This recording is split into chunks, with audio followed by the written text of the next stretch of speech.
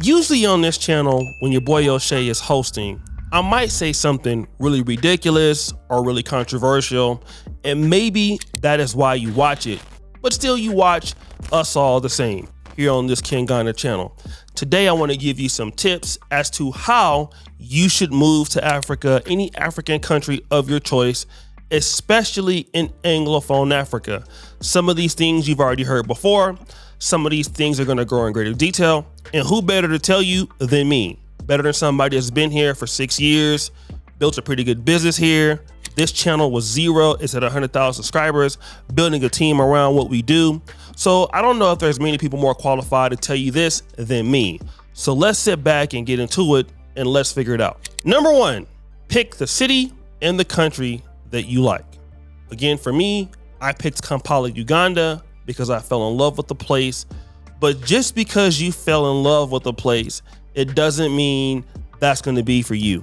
Some folks are in love with Zanzibar, but it might not be the best place for what you want to carry out with your business. You might be in Monrovia, Liberia, you might be in Freetown, you might be in Accra. But what you do need to do is pick one place. Too many times I see African Americans or Black Americans or Nigerian Americans, whoever else from the diaspora, you want to get into Africa and you want to explore every place. And that's great because you're here. Like Nairobi is right down the street. Kigali for me is down the street. Dar es Salaam is down the street. Juba, South Sudan is down the street. But I got to remember, I only have so much time and so much resource to accomplish some things every day. So I focus on one place and I keep coming back to that place time and time and time again because I have to put in the work. A lot of this stuff and information is not available online, so I need to go through this experience. And I'm talking about you. You need to go through this experience.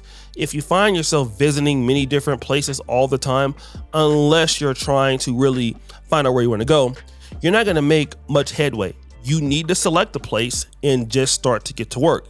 If you're in East Africa, I could always recommend Nairobi. I could always recommend Kampala. I don't know too much about Dar es Salaam, but it's big. In Kigali, I don't know much about.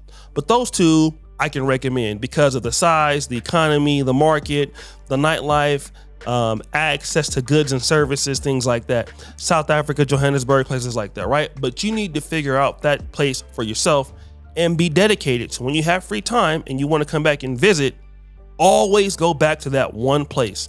You know, don't try to tour all over Africa because you're taking resources away from where you need to be. Put that one resource in one city, in one town.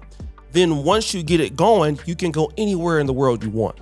But make sure you take care of your initial dedication to your first spot and get set up in that country and city. Now, number two, people always say do your research, and that goes with number one, right?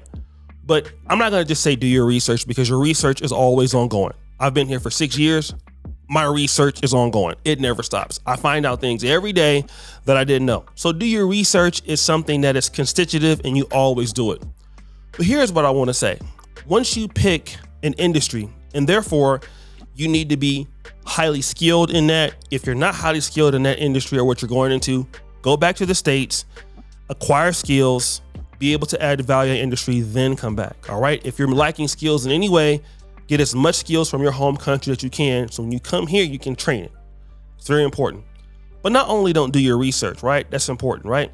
But then think about this. Limit your collaborations.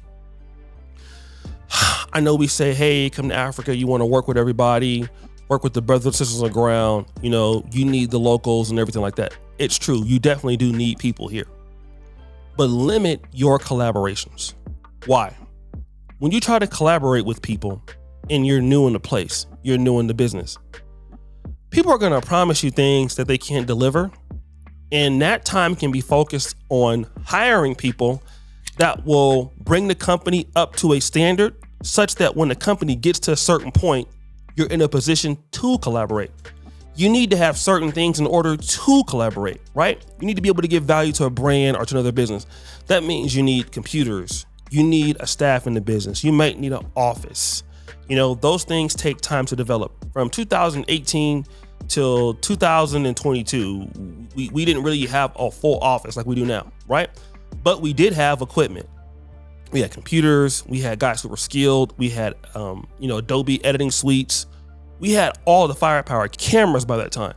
All right. So when we got into an office or to an office space, we already had all the skilled people we need to continue the production of this channel in our studio. However, it was because of limited collaborations. We focused mainly on what the business needed. Now, when we did try to collaborate, we found out that we were usually let down. And if you're a new business, what can take your business under is trying to get a collaboration too fast. You need to have some level of power or authority in the market. And sometimes you have to get your staff, train your people to the level the business to be, and then force people to collaborate with you by contacting you. Now, it's okay to go after deals and do things for free, and I'll talk about that. But you need to be very strategic about how you do that, right? Because you can be taken advantage of, not because people are evil, but because people just don't think that's normal. So let me talk about that. When you say, hey, I want to do this for you because I want to get into the business, people are going to think like you have an ulterior motive. Like, are you a drug smuggler? Are you a person that is laundering money? Why are you wanting to do this for free? All right. So people are going to be very skeptical because the business is not done here that way. But limit your collaborations. I would say if you're going to do a collaboration, do 1 or 2 per year. Reinvest into your business. Keep investing into your business. Keep doing what you need to do. Then collaborate or then do things with other businesses if you can, unless you're doing like B2B and agriculture, something like that. All right. Understand you're a nobody here. It's going to be very hard for you to understand that. You were somebody in America. For me, I was a YouTuber, a pretty large YouTuber, a successful YouTuber. I came here, nobody knew me. I had to start from zero. And I got frustrated because I used to get picked over for certain things. I'll be willing to do things for the government agencies for free. And nobody would pay me attention because they just didn't know me, right? And the reason why they didn't know me is because they didn't know me. And number 2, I was not valuable. So I had to find a way to make people need me or at least notice me. Okay. How do you do that? Number 4 and 5. Number 4, you have to do some things for free. And I know I talked about that could be skeptical in number 2, right? But that's one of the best ways to show people that you know what you're doing. We did the Imbararu Lodge video. Check it out in the background. We did that. We did the Chimpudu Lodge, and we got to stay there. And we did an excellent job with executing that. And we still today as a studio get calls from people because of the execution that we performed on that video. And that was an opportunity for us as a studio to show what we can do. A lot of times you want to be able to get into the industry, whatever your industry is. If you're a marketing firm, if you're in agriculture, agribusiness, hey, can we give this to you? We really want to work with you. Of course, people are going to play you because like, oh, you're begging, so I have power over you. You're going to probably have to go through that sometime, but keep working at it, right? Keep providing value to people because you came here. You have your money on the line.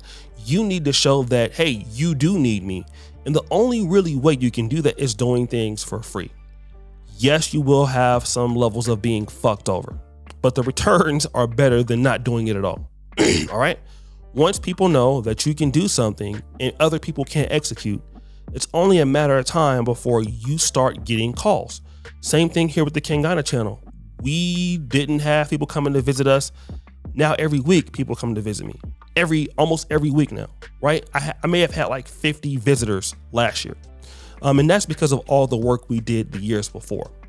But all of that also has to do with still doing things sometimes for free, showing people what we can do, getting ourselves out there and letting people know that, hey, maybe you do need what we can do, or we are valuable. Okay. I believe it's number 6 or 5. I'm not sure. Dealing with disappointment and becoming a negative Nancy. I definitely do that a lot. It is hard to maintain a positive attitude, especially when you're living in a place where the day is shorter. For example, us as Americans, we deal with the whole 24 hours in the day. When I lived in Europe, if I want to go to the gym at 3 o'clock in the morning, I can do all of my work, all my studying. I can walk to the gym at 3 in the morning. Good luck trying that in most African countries, right? Except for like Rwanda.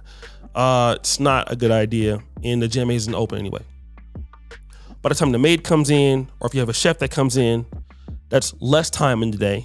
And the traffic is going to truncate time out of your day, and the power supply is going to take time out of your day, right? Because it's not going to be available. So now you're working with like 60% of a day instead of 100% of a day. So now your job is, how do I make my effort with 60% of the resources? That's when you have to start delegating time and tasks and building a team around you and coaching people to execute things for you in the industry, in your business, so that you can maximize everything every day. All right. So don't let it get down to you. You're going to have times where you're depressed, you're missing home. You don't think things are going to get better. And, you got to just be, number 7, consistent. Here's the key to me being in Uganda for all these years. It's getting up every day. It's busting my ass every day. It's no matter how I feel, I'm going to get after it every day. That's my mentality. All right. When you're here for the love for our group, the love for the people, the love for the community also, right? But you're also here to achieve a goal. And nobody is going to care that you win or lose. It's you that's made this gamble, and it's you that has to execute it. Okay? It's you that has to execute it. So you need to also be consistent. Even if things seem like they're not working out, you can easily get frustrated. Like, you know what? I'm not going to reach out to that person to do something. Let me just focus on what I'm doing. And sometimes it's the best idea. It's what we did. We stopped collaborations in Kenganda for a year because we kept getting bad people, right? But now it's to the point where we've gotten better people, and that's really helped us. But that's all about being consistent. Every day, be consistent. If you're sick, if you're feeling well, whatever the case, get up and be consistent. Do what you have to do every single day. And when you're here in Africa, you're wearing so many hats. You're the GM, you're the accountant, you're the investor, you're human resources, you're the trainer. Now, the thing is, while you're doing those things, and if you're a good person, and if you're good in the business, and if you're a trustworthy person, people will come and help you. The universe has a way of finding you when you're on your path. People that are talented, that are skilled, will help you. And those people are in Africa, right? In any country. The talent pool is many. Trustworthy people are there. Just keep focused on what you're supposed to do every day. Don't let it be you're the reason why things are not occurring. Because again, as a leader, nobody wants to see you fail, so you can't fail. You shouldn't be drunk at the bar, not coming to work, not open up the office, doing things like that, because it damages the morale. You need to be extremely disciplined if you expect employees or business collaborators to take you seriously. Remember, if you're coming from America, Britain, or Canada, or anywhere in Europe, people are going to look at you as a person that should be executing more, not less. Your business should be at a higher level. Okay. And then number 8, create opportunities for yourself. What do I mean? For an example, we have on February 2nd, we have Kenganda at 5 celebration. We have the entire community coming out to do things with us. But some of you guys came to our speed networking event. Okay. Some of you came to Africa Day. We could put that in the background on May 25th, 2023. We're doing it again this year. It was a lot of money that we paid to produce those things, but it gave us to people that would collaborate with us. And, the money ended up coming back. Shout out to Steven Sharumba. He gave us the first topic on the Dubai topic. And we've been running with the topic here on YouTube because of him. And if you can see some of the channels here with some of the views, we did one with Poster 256 on Saudi Arabia. We met a lot of great people. Shout out to Indigiri. We met her. We ended up getting Astronaut Kunda. So putting yourself out there is how you're going to be a change agent in the industry. Sometimes you might invest and lose money on creating your own event, creating your own cocktail party, creating your own narratives, creating opportunities for people to see you. Sometimes people spend a lot of time, creating bids for people or, for sponsors and things like that. You got to remember you're a foreigner, right? So when you want to go to a sponsor in this country, you need to be really damn good, or any country in Africa. But if not, you might have to put your own money up to do things to show people like, hey, okay, we can bring a crowd in this or whatever. So don't be afraid to create your own opportunity where you can control that as a property and then bring people in, and so people will look at you like, oh, okay, well, you're throwing this event and this is adding value to the society. And that's what you look to do. Look in adding value. In other words, if you were not there, would that situation have occurred? Would that have happened? If the answer is no, that means you're valuable. So look at how you can add value. Look at how you can be the person that when somebody needs something done, you know what? Let's go to you as the individual, because you are the person that can follow through. You can execute. And being an executor in Africa is something that we need on the continent. It's something we need in the Black community worldwide.